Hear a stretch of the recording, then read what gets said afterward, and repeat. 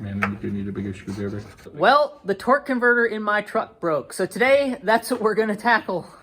Also got a new training cooler that's a lot bigger and a new thermostat for the training cooler so that it's probably gonna run almost all the time. First, we're taking off the cowl and getting the old training cooler out of there. Then we'll drain the fluid out of it and then get onto the transmission itself. Whoa. We might have to look up how to do this. It's been a while. Got some mud in there.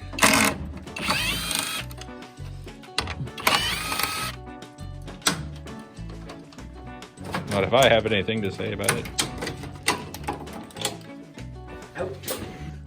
Okay, now we're gonna go up and get the transmission out of there. The cooler is combined with the AC condenser, so we're gonna leave that until later.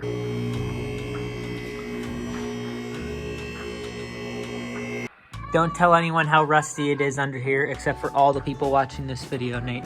Okay. Well, first thing to do is get the drive shafts out of there. Good start. Yep, always a good start.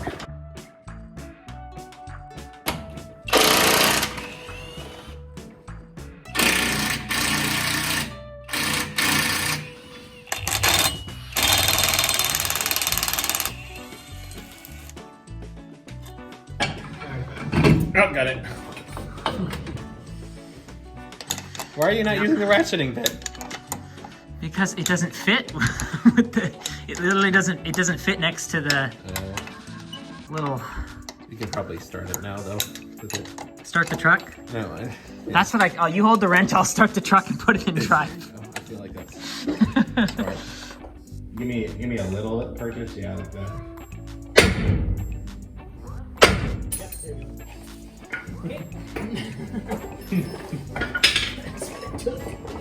That was only one side. No, only one side. That's right. While I hold this so it doesn't fall. There we go. We're getting somewhere. Still can't a wee bit, but there you go. Part of it is we're shoving rust into the seal. Oh, look at okay. Coming out. Don't beat that up. No. Don't beat that up. Don't beat that up. I need that sealing surface. Okay. Out we go. And then we got the shift cable. That's gonna be popped off.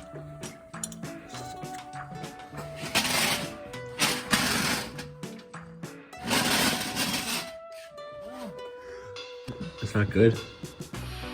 Brown, dude, just like the T-case fluid. Dang. It did not look that bad on the dipstick. It genuinely didn't. Ooh! I don't like that. Oh my. Oh, that's a lot of deflection. That's bad, man. Yeah, that's bad. Twisting the whole thing.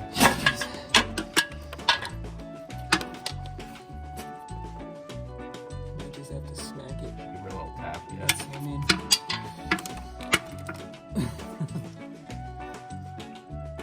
Oh, that was it. Oh. Okay, we did it. All right. All right, Mr. Starter, don't fight. Just jump out.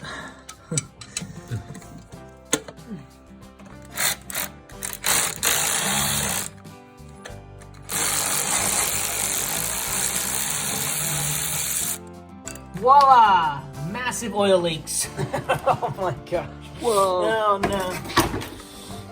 Just so everyone knows, this is absolutely, definitely not my truck in any way. It's not mine. I don't know who owns this at all. Definitely not. Customer. Yeah, I'll talk to him about this problem. We've discovered. Wow, that's a lot. Look at that caked on goo. It's the oil cooler lens. Huh? It's the oil cooler lens right here. Oh. Jeez, they are done, dude. Huh? They are done. That box is going to be so heavy. It's going to be heavier than all the other four. They're just like, I'm not touching that.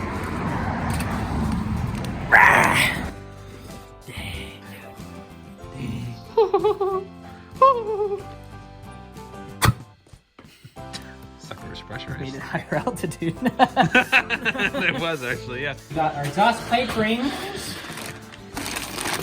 New clamp to replace that one that's terrible. Exhaust pipe rings. Hopefully this is the right gasket. I kind of had to guess.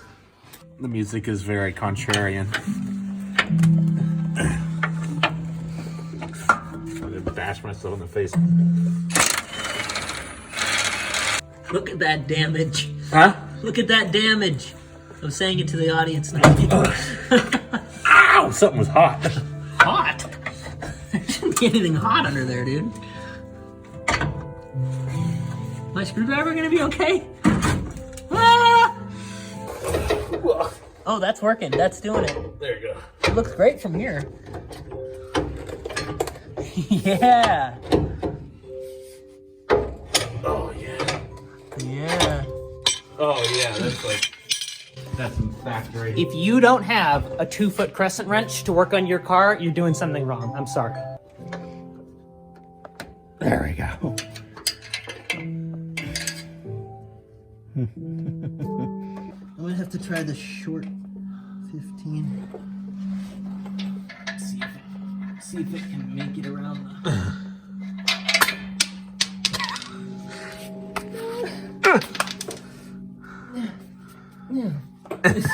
Sorry, I filmed the whole thing. Oh shoot! That was So we're safety glasses. That's why we wear safety glasses. This probably looks way more stupid from over there. Doesn't look that bad from here, yeah. And just so you know, this gun's like 12 pounds. Yeah. But it's worth it for the infinite. Okay, I need something else. There we go. Hey. So I was hoping to drop this side and then let the other side come out. We'll see. Tell me the answer. That feels like a bolt head. No, kinda? Not really. Are there more bolts? Let's look at the bell out here. Let's look up the belt housing bolt. But I can't speak. The belt housing bolt. The belt housing bolt pattern. The belt housing bolt pattern. You could use your 90. My 90. Your 90 gun. My 90 gun. That's, Yeah. Ugh.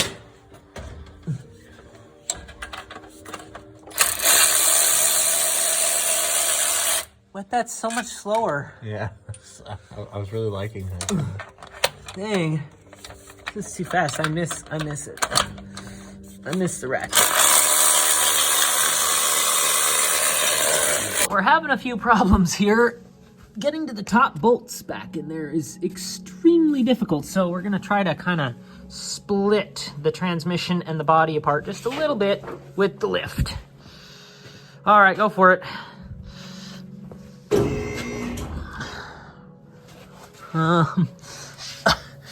Keep going. Keep going. Keep going. Okay, that's about as far as I dare go for the moment. The last stud from up in there somewhere. You don't even want to know how long it took us to do that. Okay, down onto the trans jack and out with this transmission. Well, it's a new day and this thing has been giving us a lot of trouble. These dowels on the transmission back there, the locating dowels, they are seized up real bad. So we spent a long time fighting with those and we got probably more fighting to do, but they've been sitting with penetrating oil during the night, so hopefully it'll be all right. Nightmares.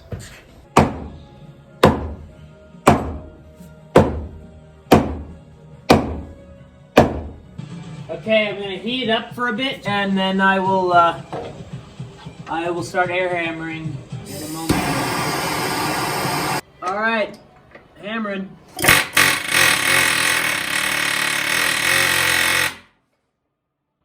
She moved.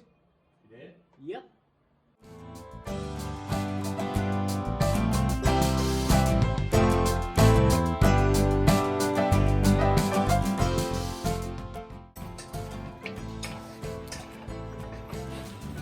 That's a transmission, right there. It's on the floor. Literally an entire day. It may have looked kind of okay on camera, not that hard. It was way worse.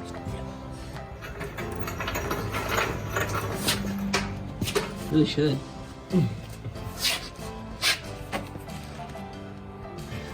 These, you have to go straight, like dead straight. Because they're so heavy, you can ding the seal up too fast, you know what I mean? Ew. Ooh, there we go. Look at how brown that is. About a quart. Yep, but if you don't do just a quart, either you'll put in too much and it'll just spill out when you try to put it in there and it'll just fall into the transmission, it's fine. If you put in too little, as soon as you start the engine, the pump immediately runs and fills this anyway. Oh, So. yeah. So, some people don't even bother to fill them at all. Really depends. Probably, well, not that good. Just not that good. He was about to do it. I was.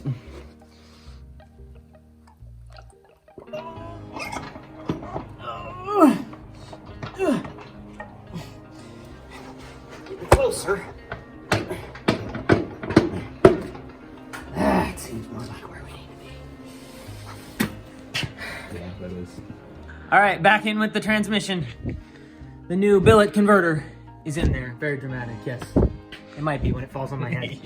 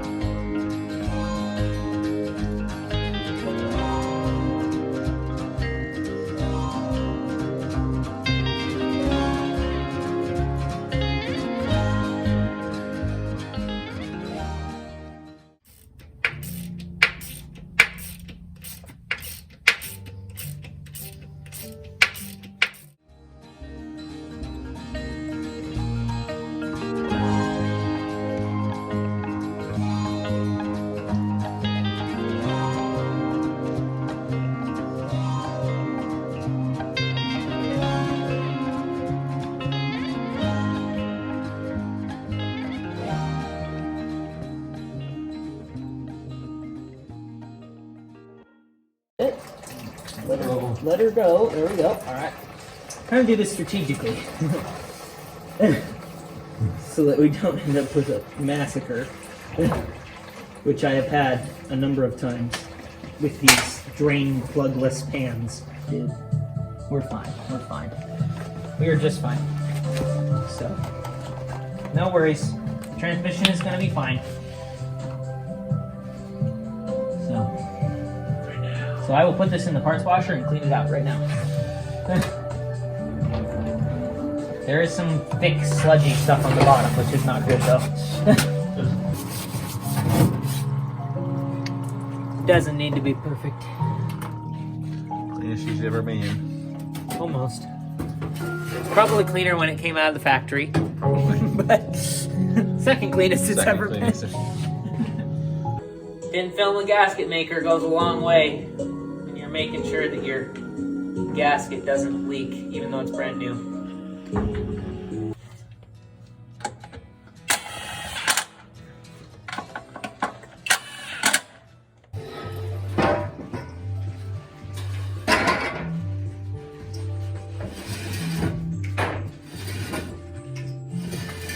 Okay, go for it.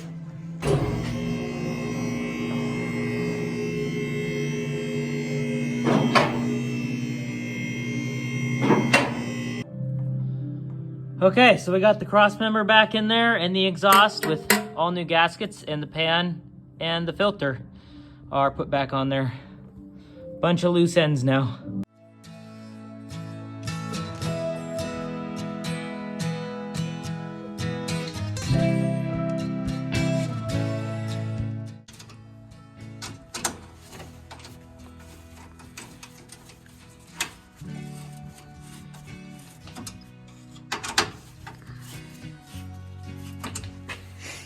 All right, it's a new day. Nate headed on home. I got a few little piles of tools cleaned up and things tidied up a little bit. Now what we have left to do on this thing is we need to make some sort of custom line arrangements for that transmission cooler that you just saw us install. The factory configuration and the instructions don't really match up to what I remember or what I thought, so this new cooler is going to need a few extra things to make it happen. We also need to change the oil cooler lines because they're leaking really bad down here, just gushing all over everything. They were going out. I knew about it. I just didn't really think about them being completely ready to change, go through all that until now. So we're just gonna do that. A few other little baby upgrades we need to do and some other reassembly and fluid changes, get everything put back together. Then we'll be done with this thing and get it out the door. I'm gonna stick a piece of line on this, maybe. It's not very tight, but hopefully I can get a line to stay on this and then blow out the other side with air.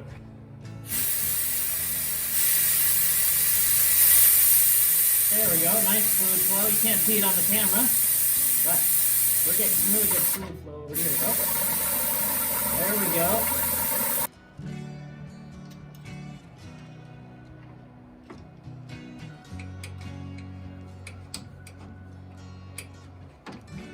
go. Okay, so we got these things in here. They're not the cleanest install in the world, but you won't really see that because there's this big cover on top here. But it will look really clean from the front. Got a line coming down here, and then the other line that I have yet to acquire is a longer piece of transmission cooler line than I have that'll come down and go behind this and loop up and around to that port on there. Strange configuration, but we'll get that line later. The oil cooler lines and the thermostat bypass are not here yet, so we're gonna change the transfer case and diff fluids next.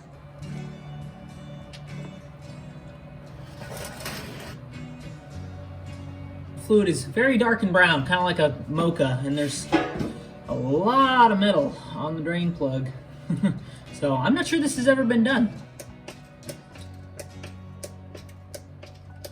These have no drain plug, so I've got to pull the whole diff cover off.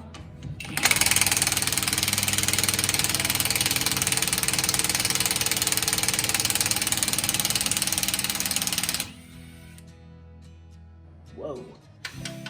That took a lot. No, it doesn't look like 140,000 mile fluid. Maybe it's been done at some point. Maybe somebody just covered these in red Loctite, which is what it kind of looks like. All right, so I got it cleaned up, gasket makered up, and zipped back on there. Now we'll leave it sit for a little bit, go do the front one, come back, torque it up, fill it up. We should be good on fluids, except for the oil change later.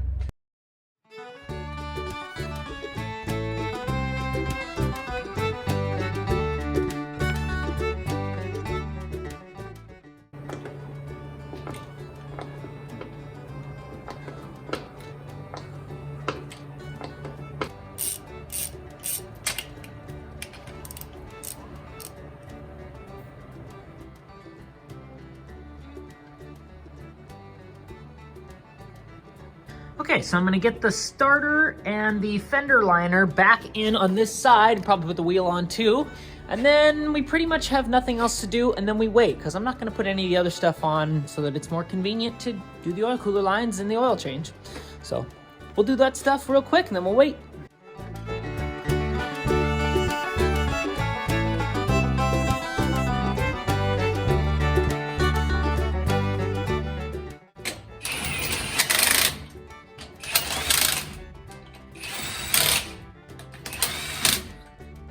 All right, the parts are all finally here in my possession in the shop. So we can finally get this thing done after a whole bunch of different delays. First, we need to get this hose run so that this whole tranny cooler loop is done. Then we can get this nose back together, and then we can move on to the underside stuff.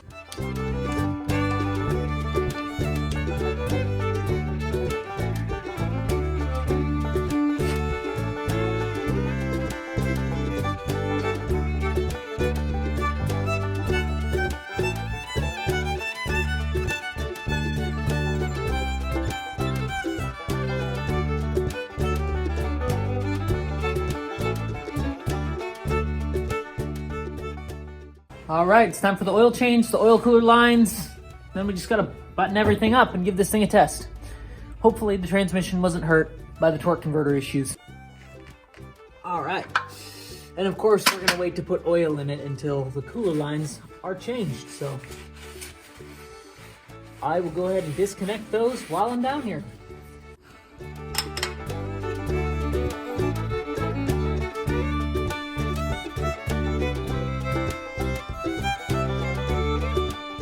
Both lines are freed up top here. You can see the one down there and the one up here. You got the intake out of the way, so. There's also a couple of clips down there that hold these lines in place, but everything up top is free down to that 90-degree bend. We're right down there in the two lines, so. Okay, so I've gotten the lines yanked out all the way from up there somewhere where the oil cooler actually hooks up.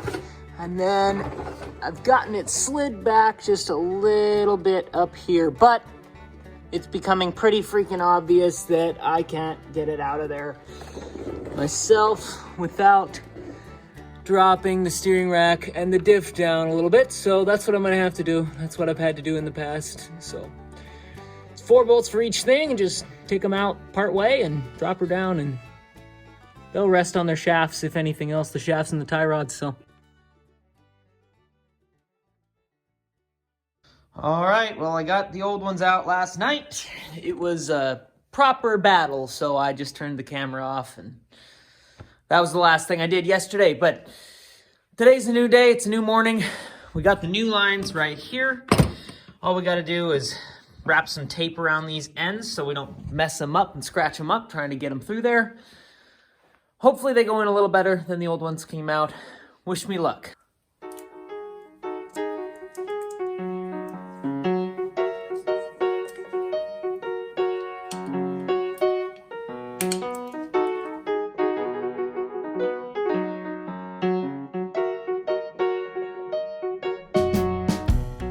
That took literally no time compared to getting them out.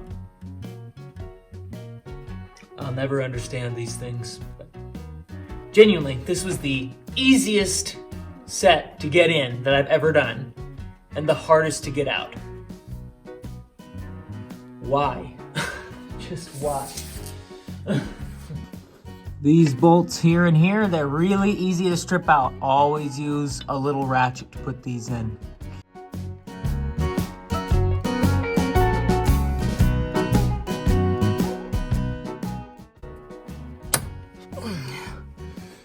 All right, now just gotta get the intake back on, get some oil in this motor, and then we can start this thing up. See if it doesn't make any noise anymore, and check for leaks.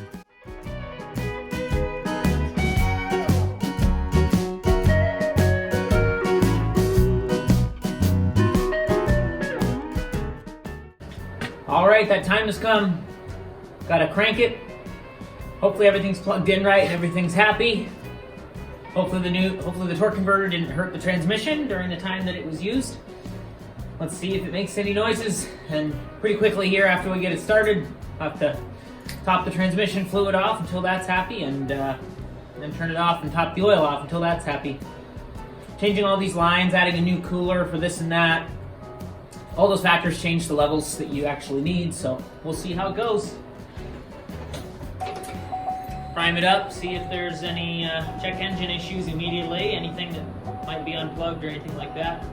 We do have a check engine light, but fire it up. Sounds good. I don't hear any weird issues. That makes me quite happy. Let's check the leaks real quick. I'm gonna take every scrap of fluid I have, 12 quarts, but it should be just right.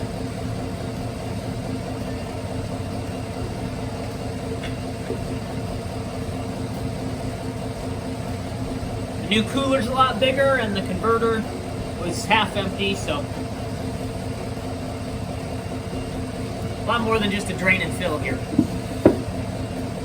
All right, well, I don't see any leaks down there, and all the fluids are topped off pretty much. So all we have left to do now is just get some things back together. The front diff and the steering rack need to go back up to where they're supposed to be at, and check all that stuff out. Wheel, fender liner, front drive shaft, sway bar, the other stuff that's off the front needs to go back on, and then the only thing really left to do is rip it and see if it works. Just gonna bench press this up real quick, get some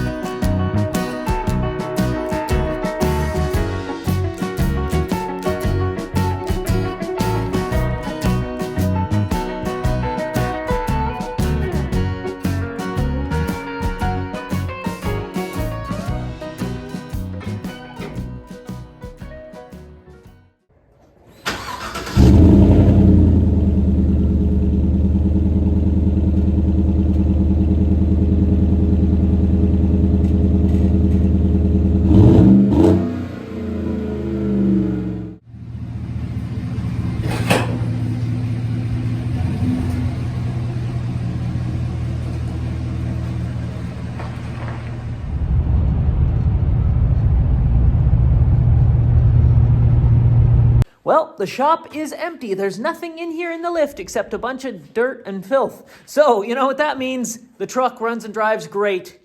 Because of the fluid being dirty or the torque converter being on its way out, the shifts and the throttle response even seem like they're a lot crisper. Before, it used to have some shifts that were a little bit, a little more stiff than they should have been, and not happening now. And it drives great in every other way, no vibrations, no problems whatsoever. So that's great. I've got a lot to clean up in here. If you have any, channel constructive criticism or comments or anything like that, if you've made it this far in this video, you've earned that. Please do leave them below. Longer clips, more commentary, whatever, on any of the different kinds of videos. But if you're just tired of me talking and want me to get back to the Gladiator, the next video, that's what we're going to be doing. So thank you very much for watching.